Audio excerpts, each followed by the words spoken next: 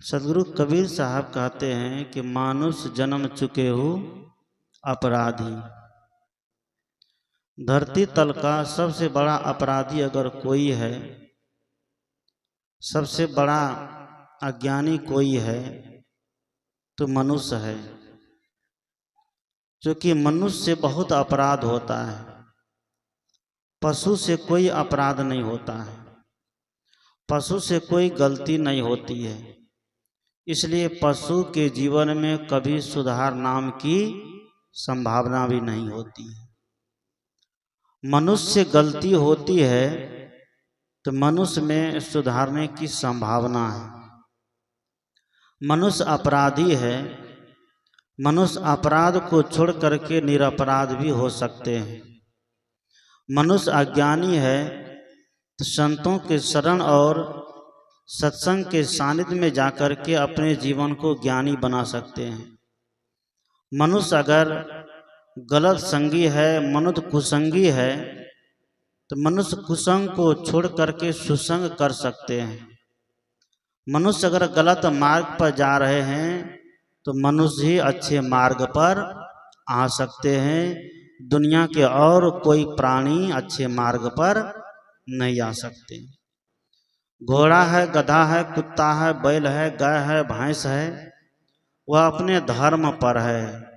वह कभी भी दूसरे के धर्म पर जाने का नाम अभी तक नहीं लिया। गाय दूध देती है तो अभी तक गाय दूध दे ही रही है, दे रही है ना। भैंस दूध देती है तो अभी तक भैंस दूध दे ही रही है। जिस किसी भी काल में, जिस किसी भी समय में गाय होगी, भैंस होगी तो वह दूध देने का काम करेगी, वह अपने धर्म को नहीं छोड़ सकते।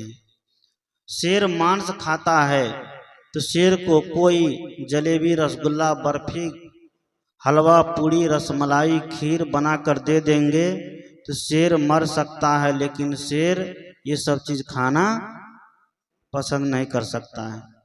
क्योंकि शेर का धर्म है मांस खाना, वो मनुष्य का भोजन नहीं खा सकता है। लेकिन धरती पर जिसको इतना बड़ा ज्ञानी कहते हैं, जिसको इतना बड़ा समझदार कहते हैं, जिसको इतना बड़ा परिश्रमी मनुष्य कहते हैं, वह मनुष्य अपना भी भोजन खाता है और दूसरे का भी खा जाता है, खाता है ना। भात, दाल, साग, सब्जी, रोटी तो खाता ही है। 56 प्रकार के व्यंजन है और 56 प्रकार ही नहीं, इतने प्रकार बनते हैं। आजकल भोज में भी बड़े बड़े प्रकार बनने लगे हैं। कढ़ी, बड़ी, कचौड़ी, पकौड़ी, तरवा, बघरवा, क्या सब बनते हैं, पनीर बनते हैं ना। इतने चीज बनने के बावजूद भी मनुष्य आज क्या खाता है? मांस खाता है, मछली खाता है, अंडा खाता है। कबीर साहब इसलिए कहते हैं कि आप अपराधी है। गाय, भैंस, बैल, बिल्ली, छुछुंदर, कुत्ता, बाघ, बटेर यह अपराधी नहीं है। अपराधी कोई है तो कौन है? मनुष्य है। क्यों? कि मनुष्य अपराध करता है। इसलिए सदगुरु कहते हैं कि मानुष जन्म चुके हो अपराधी, यही तन केर बहुत है साझी। इस शरीर के बहुत लोग साझेदार हैं। पत्नी कहती है कि पति मेरा है और पति कहता है कि पत्नी मेरी है। मैंने कहा कि मनुष्य सबसे बड़ा अपराध करता है। पति कहता है कि पत्नी मेरी है, पत्नी कहती है कि पति मेरा है। बाप कहता है कि बेटा मेरा है, बेटा कहता है कि बाप मेरा है। पड़ोसी कहता है कि वो पड़ोसी मेरा है, वो पड़ोसी कहता है कि ये पड़ोसी मेरा है। मनुष्य कहता है कि जमीन मेरी है, ये घर मेरे है, ये मकान मेरे है, ये दुकान मेरे हैं, ये पूरी दुनिया मेरी है। सदगुरु कहते हैं कि मानुष जन्म चुके अपराधी, यही तन केर बहुत है साझी। जिस घर को हम अपना मानते हैं उस घर में देखिए कितने जीव रहते हैं। चींटी रहती है, मूस रहता है, छुछुंदर रहता है ना, गिरगिट रहता है, तिलचिट्टा रहता है। इतना मेहनत परिश्रम करके हम लोग घर बनाते हैं, लेकिन जो कभी मेहनत नहीं करता है आराम से उस घर में रह रहा है ना। फिर भी हम लोग कहते हैं कि घर क्या है, मेरा। इसलिए कबीर साहब ने कहा कि भूला लोग कहे घर मेरा, जा घर में तू भूला डोले सो घर नाही तेरा। हाथी घोड़ा बैल वाहना संग्रह कियो घनेरा, बस्ती माँ से दियो खदेरा जंगल कियो बसेरा। गांठी बांधी खर्च न पठियो बहुरिन कियो फेरा, बीबी बाहर हरम महल में बीच मियाँ का डेरा। नौ मन सुत अरुज नहीं सुरझे जन्म जन्म उर्झेरा, कहीं कबीर सुनो हो संतो यह पद का करो निबेरा। भूला लोग कहे घर मेरा। जिस घर को हम लोग बनाए हैं, जिस मकान को हम लोग सजाए हैं, इतने सुंदर सुंदर पेंटिंग से, सुंदर सुंदर फर्नीचर से, सुंदर सुंदर दरवाजे से, खिड़की से, सुंदर सुंदर पलंग से, वह मकान एक दिन क्या होगा, उस मकान से हम बाहर कर दिए जाएंगे। कर देते हैं ना। व्यक्ति महाराजा पलंग शौक से खरीदता है कि इस पलंग पर सोतेंगे तो हम भी क्या कहलाएंगे, महाराज कहलाएंगे। एक दिन महाराजा पलंग पर सोने से क्या व्यक्ति महाराजा बन जाएगा? महाराजा पलंग खरीदता है सोने के लिए और सोतेगा क्या? बेटा बहू महाराजा पलंग पर मरने भी नहीं देता है। महाराजा पलंग पर अगर मरने की नौबत आ जाए तो सब लोग उतार के कहाँ धर देते हैं? नीचे में धर देते हैं। एक चटाई पर ही मरना पड़ेगा, जो पुराना फटा चिटा गद्दा है उसी पर मरना पड़ेगा। नया महाराजा पलंग, नया गद्दा, नया तोशक, डनलप का गद्दा कभी नसीब नहीं होगा। इसलिए सदगुरु कहते हम लोग क्या है, अपराधी है। क्योंकि जीवन भर बड़े बड़े अपराध करते हैं, नहीं करते हैं? इतना बड़ा बड़ा अपराध करते हैं कि उतना बड़ा अपराध कोई पशु पक्षी भी नहीं करता। इसलिए कबीर साहब दुनिया के और किसी भी जीव जंतु को अपराधी नहीं कहा। अपराधी किसको कहा? मनुष्य को कहा। चाहे जिस जिस क्षेत्र में है सब लोग अपराध करते हैं। थोड़ा बहुत सबसे अपराध होता है, चाहे साधु हो, चाहे महात्मा हो, चाहे घर में रहने वाले व्यक्ति हो, सब लोग से क्या होता है? अपराध होता है। इसलिए कहते हैं कि यहाँ सब कोई दूध का धोया हुआ व्यक्ति नहीं है, लेकिन जो व्यक्ति एक बार अपराध कर लेता है, एक बार अपराध करने के बाद दोबारा वही अपराध नहीं होता है, तो उस व्यक्ति को क्या कहा जाता है? भगवान कहा जाता है। गलती सबसे होगी, लेकिन एक ही गलती को जो दोबारा नहीं दोहराते हैं उसको क्या कहा जाता है? भगवान कहा जाता है। जिसे भजन में कहते हैं, ये गलती रुलाती है तो राहें भी दिखाती है। मनुष्य गलती का पुतला है, ये अक्सर हो ही जाता है। जो कर ले ठीक गलती को उसे इंसान कहते हैं।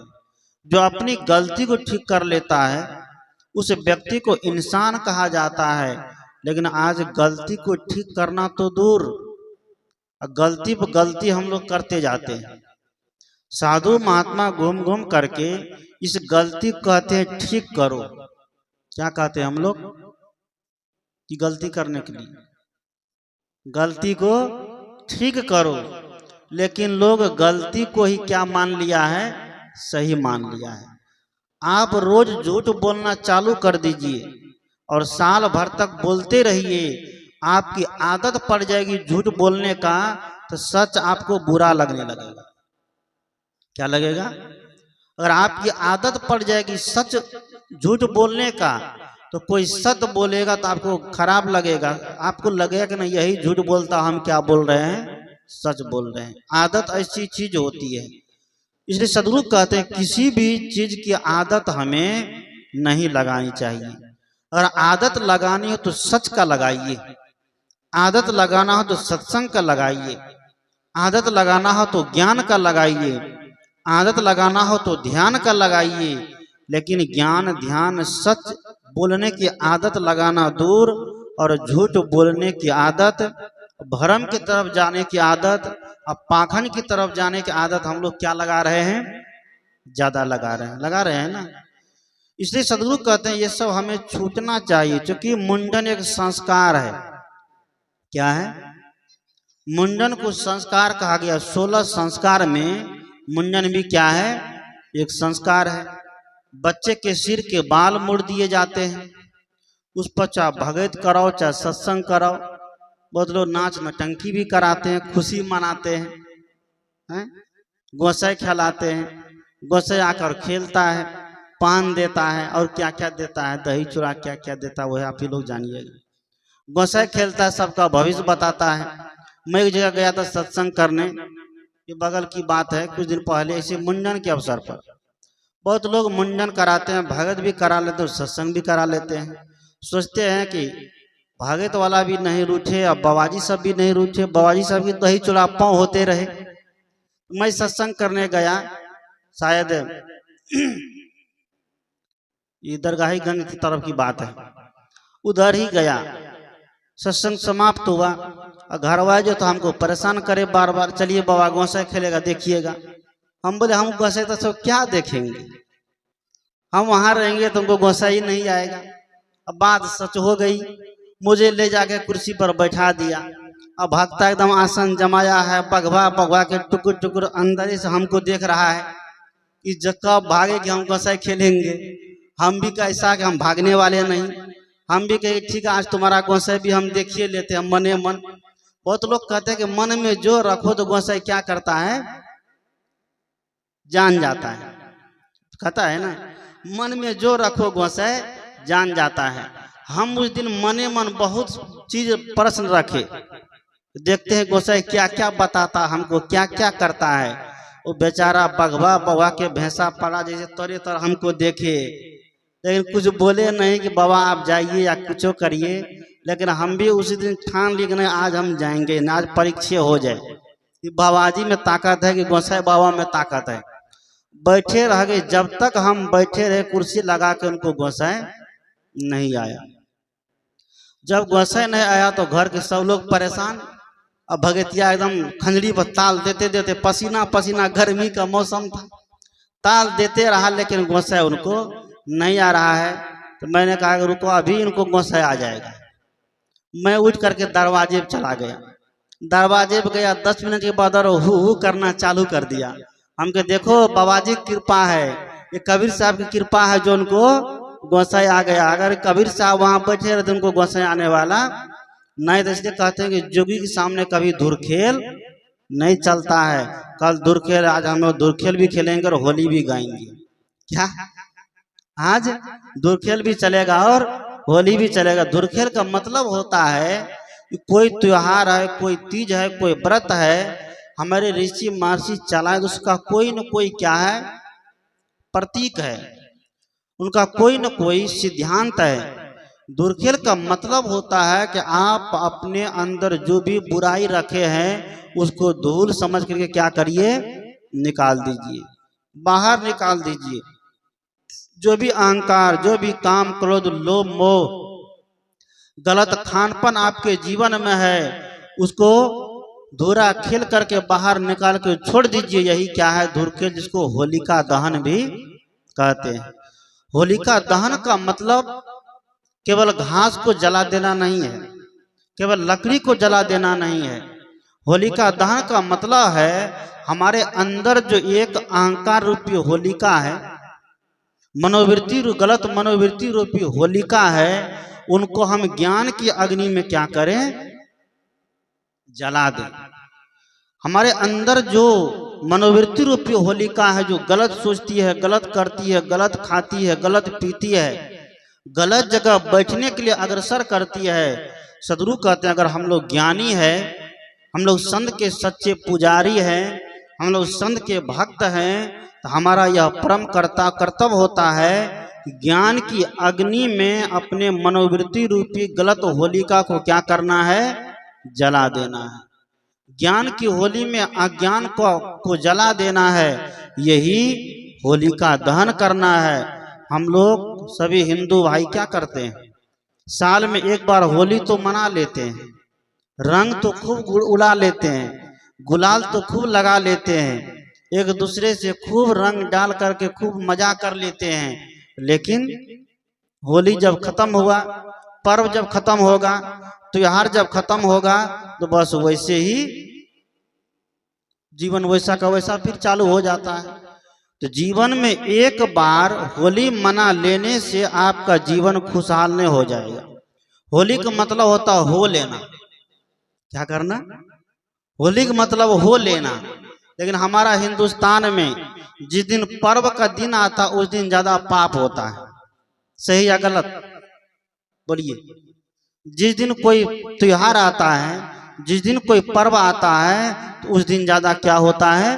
पाप आता है।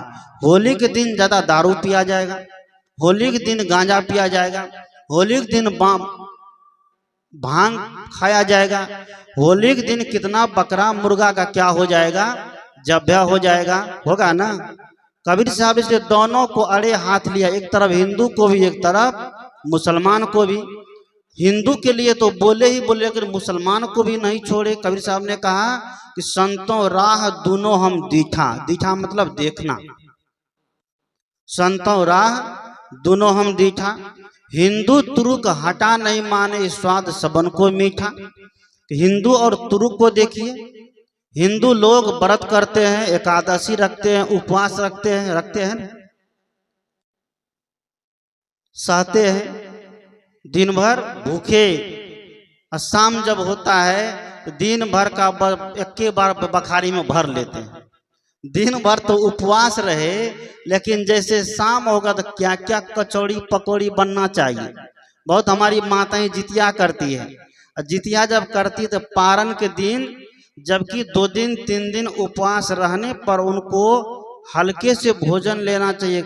पहले नींबू पानी लीजिए, उसके बाद लिक्विड में कुछ जूस लीजिए। वह लेते लेते तब उनको जाकर के कड़ा भोजन, तेल वाला भोजन, तला बघारा हुआ तरवा खाना चाहिए।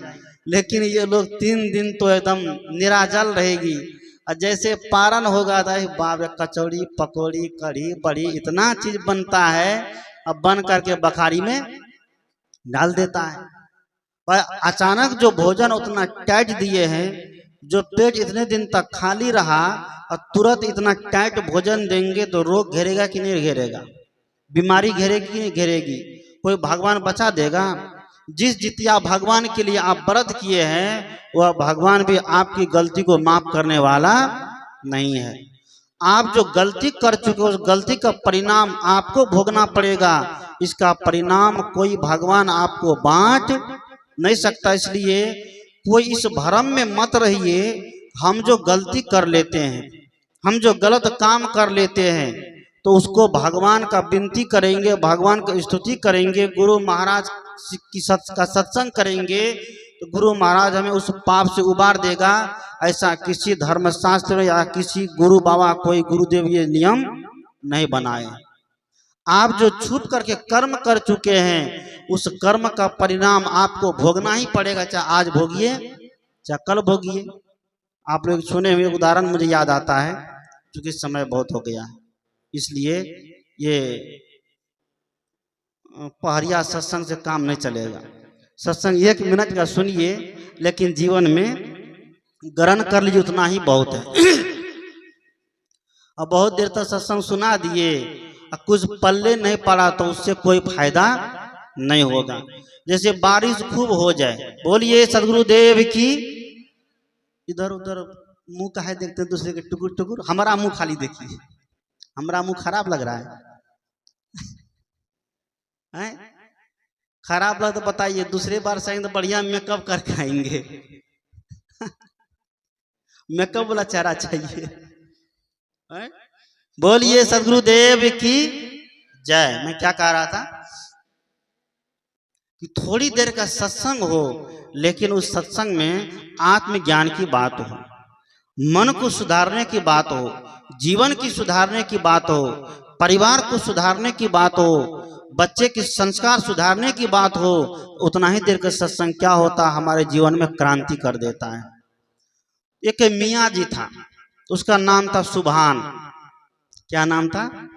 सुभान मियाँ था। पहले जमाने की बात है, जो कोई भाई बैठे होंगे वैसा भाई, तो बुरा नहीं मानिएगा। एक कहानी या उदाहरण दिया जाता है बातों को समझाने के लिए। सुभान मियाँ थे। तो पहले जमाने के बाद उस समय शौचालय तो होते नहीं थे घर में, आजकल तो घर घर में है, अटैच बना लिए हैं। इतना सुंदर सुंदर मोदी जी सबको शौचालय दे दिए हैं कि रोज पर कोई मत जाना, अब कहाँ जाना, शौचालय में जाना। कभी ऐसा समय था तो रोड से निकलिए तो नाक नहीं दिए जाते थे, सही बात है। लेकिन अभी देखिए हमारी सरकार इस पर कितना एकदम ध्यान दे रही है कि सफाई होनी चाहिए, स्वच्छ भारत और स्वस्थ भारत। स्वच्छता रहेगा पास में, घर में, आंगन में, दरवाजे पर, कपड़े में, लत्ते में, देह में, तब हम क्या बनेंगे, स्वस्थ बनेंगे। अगर हम स्वच्छता पूर्वक नहीं रहेंगे, गंदगी में लिपटे रहेंगे तो रोग व्याधि घिरता रहेगा। तो सुभान मियाँ उस समय शौचालय नहीं होते थे तो जंगल में जाते थे मैदान करने। जंगल में मैदान करने जब गए बाथरूम करने तो सुभान मियाँ बेर पेड़ के नीचे बैठ गए। बेर पेड़ के नीचे बैठे, संयोग से पके पके बेर गिरने लगे। पके पके जब बेर गिरने लगे तो सुभान मियाँ अपने आप को नहीं संभाल पाया। वो क्या करता था, पका पका बेर देकर एकदम खाना चालू कर दिया। आउट गोइंग दोनों काम चुका हो रहा था। सुभान मियाँ बेर खाने लगा। वहां के बाद आया तो रात में उसी दिन गांव में एक नाच हो रहा था। हिंदू लोग नाच लाए थे, अल्लाह युदल का नाच हो रहा था। सुभान मियाँ चला गया नाच देखने, और गांव का जाने माने व्यक्ति था, नामी ग्रामी व्यक्ति था, प्रतिष्ठित व्यक्ति था।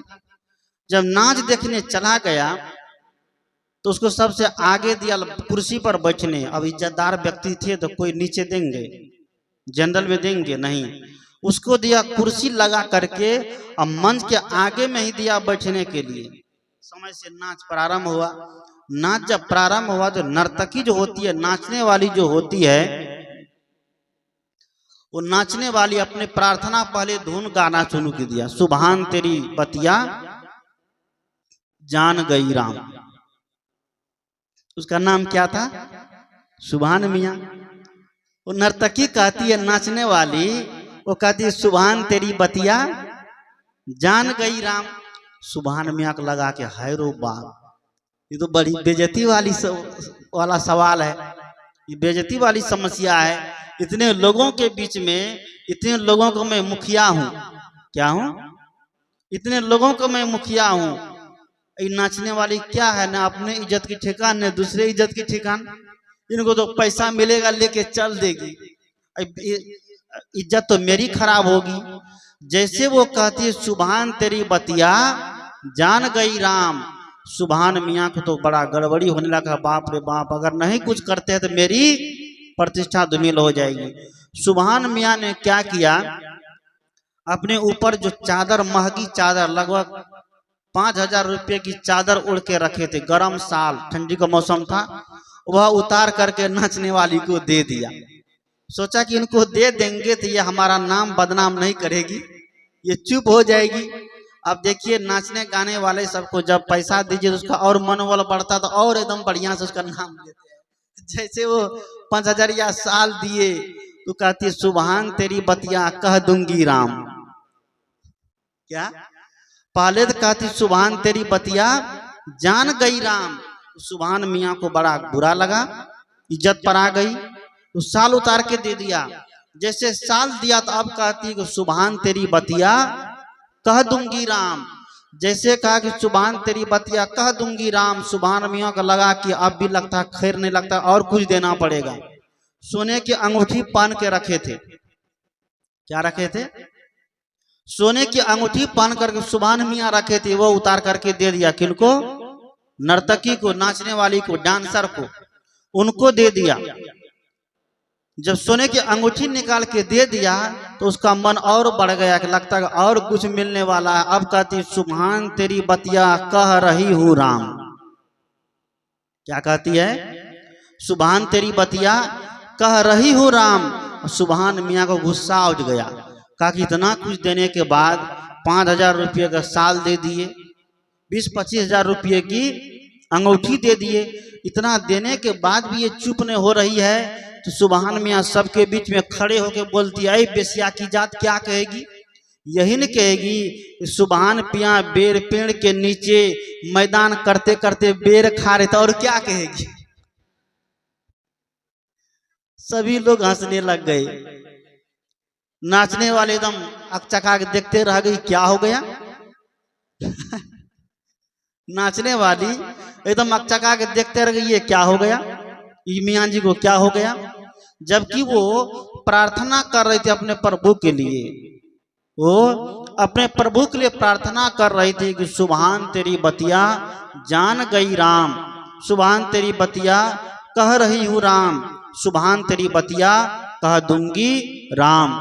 अपने प्रभु का नाम लेकर के वो प्रार्थना कर रही थी, लेकिन सुबहान मियाँ जो छुप करके गलत काम किए थे उसके दिल में वह गलत काम बैठ गया, तो वो निकलने का नाम नहीं। सदगुरु कहते हैं हम छुप करके कहीं बैठ करके कहीं जा करके कितना भी गलत काम कर लीजिए, तो गलत काम का परिणाम कभी मिटने वाला नहीं है, उसको कोई नहीं मिटा सकता। हाँ, आप जब से सत्संग में जुड़ जाते हैं, जब से आप ध्यान का अभ्यास करने लग जाते हैं, जब से आप संत सदगुरु के बताए हुए मार्ग पर चलने लग जाते हैं, तब से क्या होता, आपका गलत काम होना बंद हो जाता है।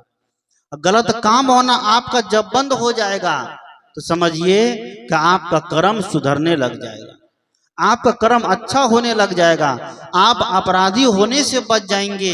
इसलिए सदगुरु कबीर कहते हैं कि मानुष जन्म चुके हो अपराधी, हे अपराधी इस मनुष्य शरीर से चुकिए मत, क्योंकि ये मनुष्य शरीर ही एक ऐसा है दोबारा मिलने वाला नहीं है। हम लोग को मिला हुआ है तो हम इसे इसका सदुपयोग नहीं कर पा रहे, सही प्रयोग में नहीं ला रहे हैं। यही कारण है कि हमें अगले जन्म में दुख भोगने वाले खानी में योनि में जाना पड़ता है। हमारा संस्कार खराब हो जाता है, हमारा रहन सहन गलत हो जाता है, हमारा जीना बड़ा दुर्लभ हो जाता है। संत ने इशारा किया है मानव शरीर के तरफ